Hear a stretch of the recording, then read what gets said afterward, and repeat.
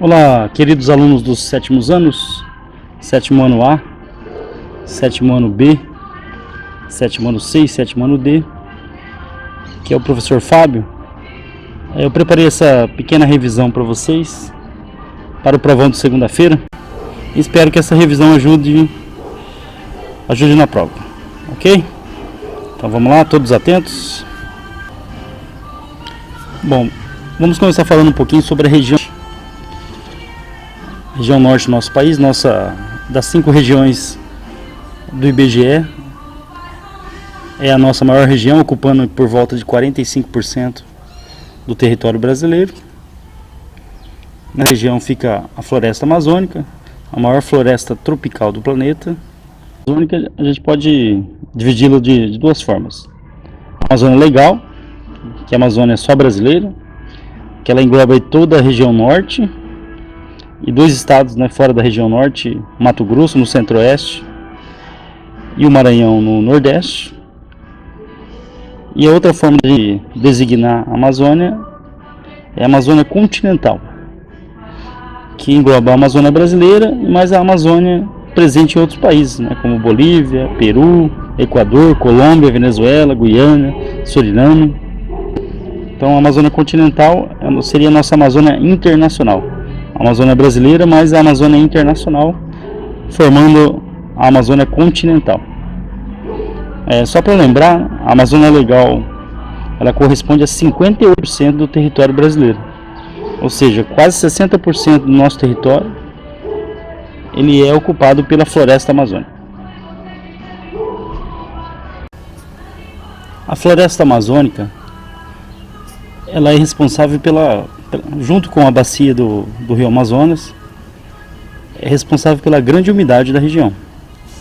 A floresta ela provoca a evapotranspiração das plantas, carregando a atmosfera de umidade e provocando muitas chuvas na região.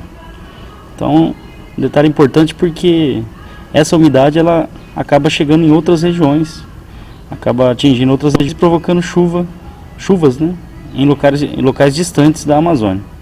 Então a presença da floresta, a preservação da floresta é muito importante para a manutenção da umidade, tanto local quanto regional, porque ela acaba alcançando outras regiões, inclusive a nossa região aqui de São José do Rio Preto, através do corredor de umidade que chega da Amazônia até aqui.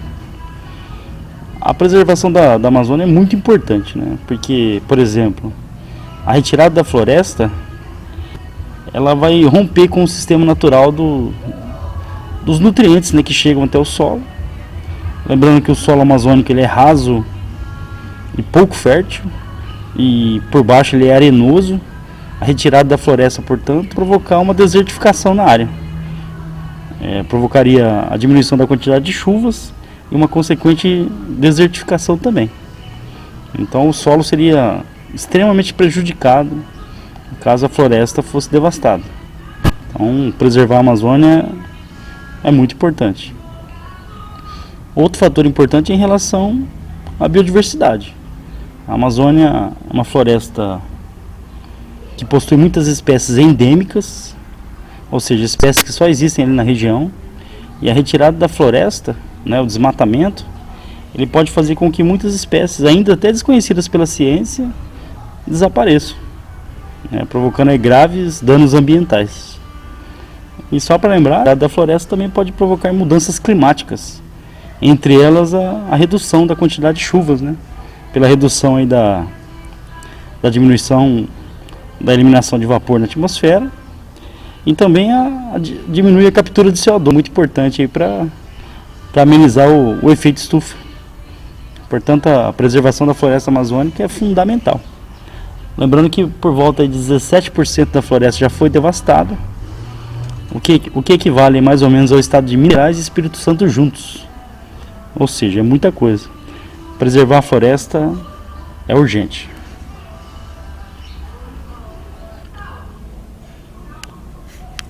Bom, pessoal, agora a outra parte da prova sobre a região nordeste do nosso país. Primeira coisa, quando pensamos na região nordeste, a primeira coisa que vem à cabeça é a seca. É o sertão, é o semiárido, é a mata de caatinga. Mas o Nordeste não é apenas isso. O Nordeste tem uma variedade muito grande, uma variedade climática muito grande. Por isso, ele acaba sendo dividido em 4 sub-regiões. Por exemplo, a Zona da Mata, o Agreste, o Sertão e o Meio Norte.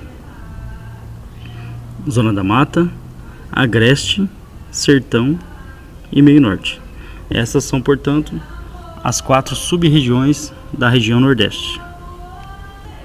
Algumas características dessas regiões, por exemplo, a Zona da Mata é a mais importante das sub-regiões do Nordeste. Ela apresenta clima quente e úmido litorâneo. Ela é tradicionalmente grande produtora de cana-de-açúcar, tanto para a produção do açúcar quanto do álcool.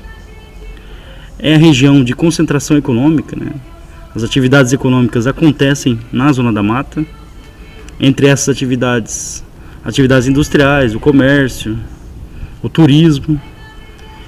A Zona da Mata também é a região que concentra a população do Nordeste. As maiores cidades, as cidades mais importantes do Nordeste, ficam na Zona da Mata.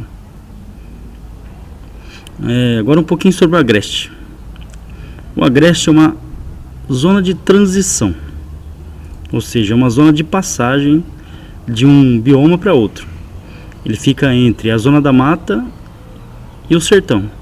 Portanto, o Agreste ele recebe parte da umidade da Zona da Mata, portanto, ele não é tão seco quanto o Sertão, mas ele não é tão úmido também quanto a Zona da Mata.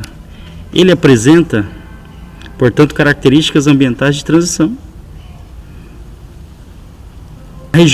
Na região predomina a policultura comercial, ou seja, a produção de alimentos, e essa produção de alimentos é destinada basicamente para a Zona da Mata. Então ali temos mandioca, arroz, feijão, milho, baseado na agricultura familiar, agricultura extensiva. Além disso, temos também a produção de carne e a pecuária leiteira.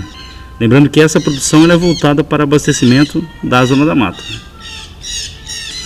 A próxima região é o Sertão.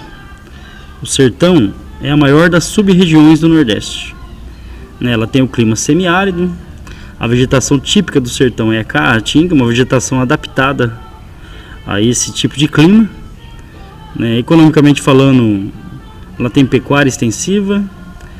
A agricultura é extensiva também, a agricultura tradicional. Lembrando que a dificuldade da produção na região é muito grande, afinal, as chuvas são muito irregulares, a quantidade de chuva é muito baixa, dificultando muito a vida de quem vive na região. A última das sub-regiões é o Meio Norte. O Meio Norte é uma zona de transição também, transição do Sertão da Caatinga para a Amazônia. O Meio Norte apresenta clima quente e úmido também.